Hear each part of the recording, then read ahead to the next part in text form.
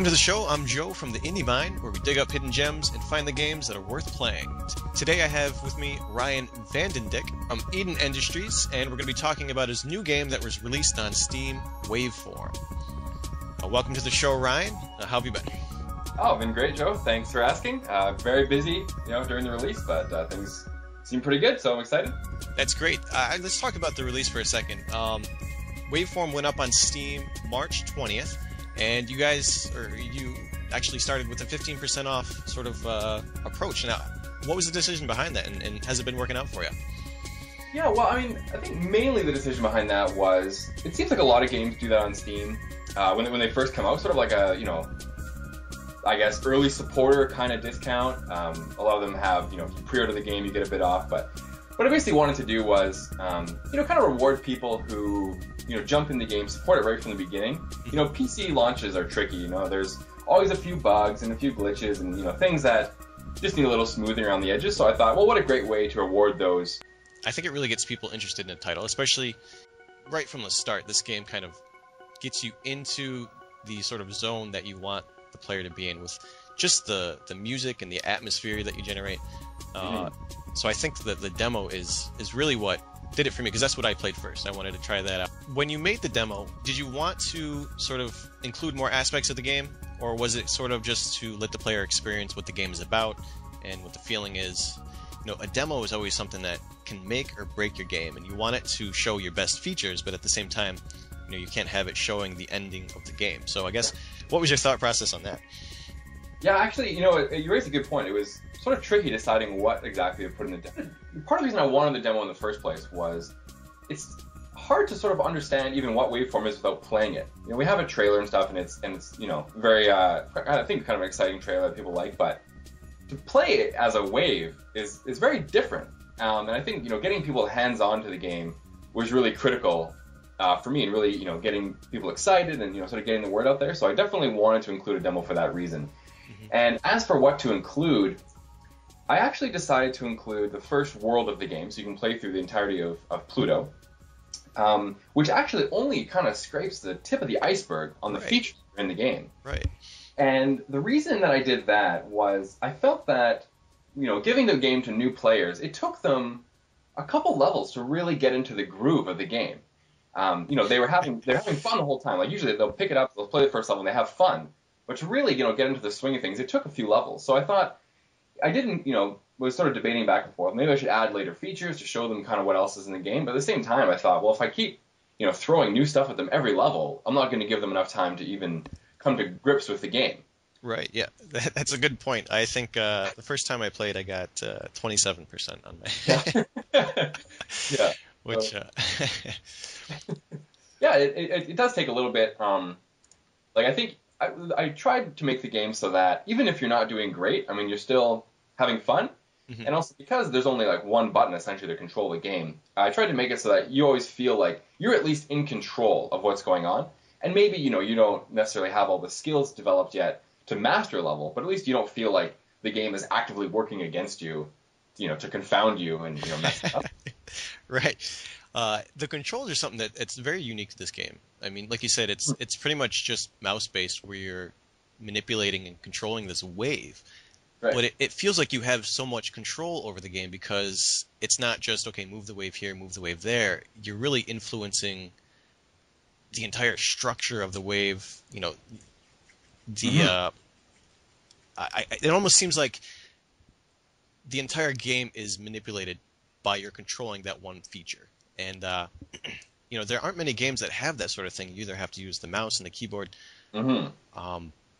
And I think that's for me, it's one thing that absolutely makes this game unique.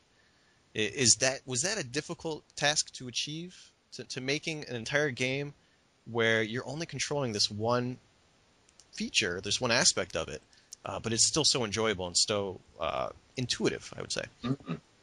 Yeah, for sure. That was definitely... a real challenge, I think, going through the whole development of the game really is, I wanted to set out, even from the start, to make something that was, easy enough that anyone could play it. So, I had, tons of people play the game that were not gamers at all. And, they weren't necessarily the greatest players at it, but as soon as I sat down, I said, well, this is how you play.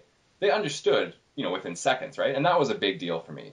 Hmm. And so I knew that that was something I really wanted to maintain in the game. That was very important. But you're right, it was very tricky, and a lot of the flow of the game, a lot of the levels, a lot of the mechanics, really, I didn't know what they were going to be in advance. I really just had to experiment and see what types of gameplay, what kinds of objects and features would be supported by this unique control scheme. So the development kind of went, control first, and then the rest of the game second, based on what the controls were, which made some things tricky in a way, because I didn't have a lot of games to reference about, like standard conventions and how to do things. So there's a lot of experimentation, a lot of trial and error, but I think it turned out pretty well. Yeah, absolutely. So that brings me to the influences in this game, and it's very apparent that the game is unique in itself, but every game is influenced from somewhere.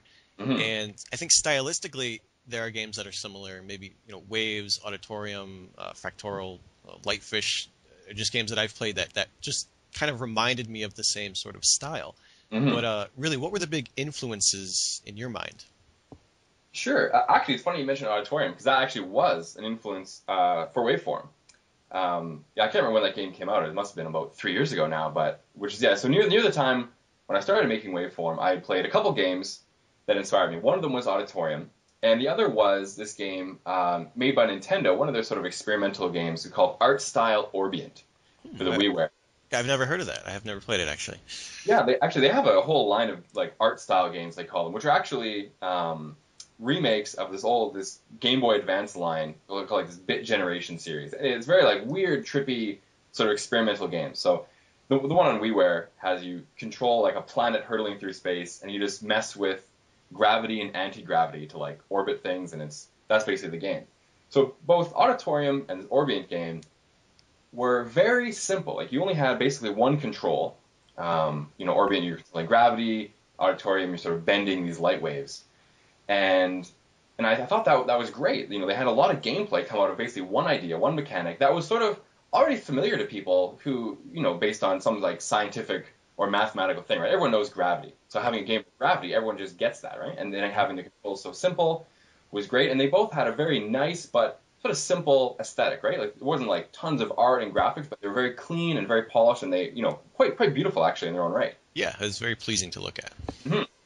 So at the time, I sort of challenged myself to, make a game like that. I was sort of only, I only had basically myself as a programmer. I didn't really have a team at the time or any artist or anything. And so I thought, well, a game like that, which is sort of heavy on this cool gameplay mechanic, but sort of light on the actual art, is maybe a good fit for me. Because I can't really make the art, but I could make a game with, mechanic like that that's simple and fun and just sort of has a nice style.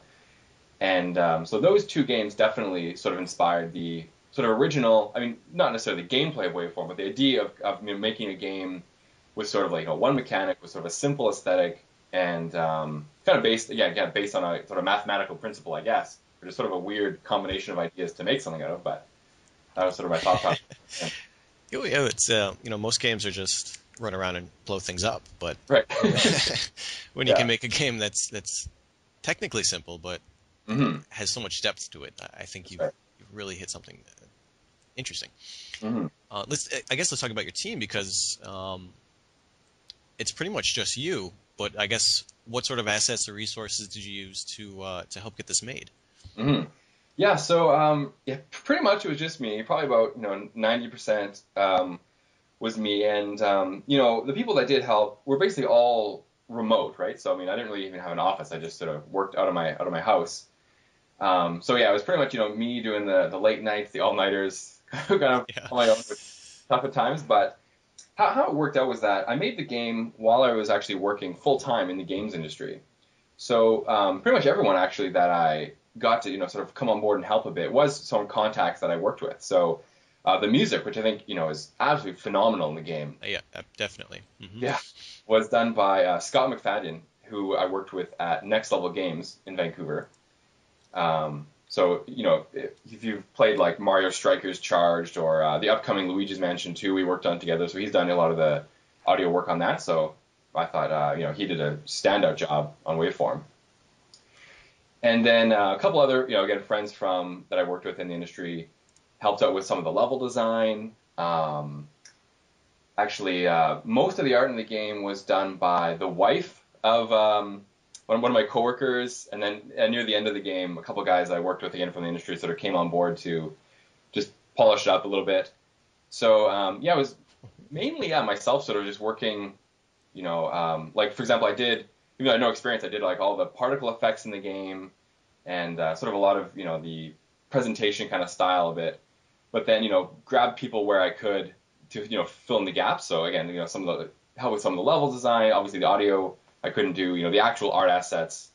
I got some help here and there, just along the way from friends in the industry, pretty much. So yeah, I think that's, as an indie, I think that's how it's got to be done. If you can get help anywhere, yeah, take full advantage of it. Mm-hmm. But the high level of polish the game has really makes it seem like it was developed by a larger team. So hats off to you and for doing a really great job. Thanks. Yeah, I think actually it's funny you mention that. Pretty much, the gameplay of the game, everything you do in the game, was finished a long time ago. Like, it must have been late 2010 maybe. Oh wow, yeah. Yeah, and then because that sounds about right, because that's about when I submitted the first version of the game to the IGF. Which I think was a very fun version, but I mean the presentation, the polish was really pretty rough. Yeah.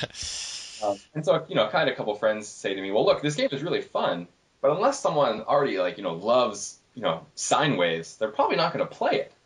And I thought, that was a pretty good point. And so I spent a lot of time, basically a year or a little more, just on hammering out all the presentation and just making not only the game feel good as you're playing, because that's, like I said, that hasn't changed in a long time, but just making the moment-to-moment kind of stuff in the game just really exciting. So that was again the addition of all the sort of effects and nice sort of things you see when you're playing the game. And actually one feature that I think is very cool, but people might not notice, sort of subtle, is that the better you do in the game, the music actually changes. There's an additional layer of music sort of put in that sort of dynamically mixes based on how well you do. And I think maybe people don't necessarily notice, because the better you do, like the faster the game gets and the harder it gets, so they may not really see that change. But I think it's little subtle things like that just sort of really add to the presentation, the overall experience. And that was definitely something I was working on a long time, trying to get that as good as possible. So yeah, it's interesting. Even on like the main menu, the little sort of flares or stars or sparkles or whatever they are, you can control those. That's right. Yeah. I think that's what this game really is it's a very simple concept, a very simple control, but you just added so many layers of depth and detail. It really makes the presentation the most enjoyable experience, in my opinion, at least. And just hearing about how hard and how long you worked on it, really, it makes sense, because it came out great. Yeah. Yeah, I'm glad you think so. I think people really do appreciate the polish, and the Metascore is 84, which is pretty good. That's something to be absolutely proud of. Oh, for sure. The player score hasn't gone out yet, but I'm sure that's going to be even higher. I think all the users. I think on Metacritic there's a user review. I think the last time I checked there was 2, and they're both 10. So I mean that sounds pretty good. Yeah, absolutely. And all the comments people have said, like I've never heard one person ever say, I didn't really like the game. Right. Yeah. There might be like, oh, it's actually more difficult than I expected, which I think is true, and that's something I tried to do. Since again, there's only one control, so there really has to be a lot of depth to master it. Yeah, people seem to like it, so it's great. That's great. I guess my final question is not a difficult one, but I think a while back, actually, the date I can't tell. You tried to do a Kickstarter with this to raise money. The goal was about 8,000. You raised about half that, which is actually really great if anybody's tried a Kickstarter. Everybody knows about Double Fine and all the other big ones, but the hundreds of ones that aren't Double Fine will tell you how difficult it really is to get a project funded. So what was the purpose of that? Obviously, it was to raise funding, but was there a special purpose in mind? And what do you think held back the campaign from being successful?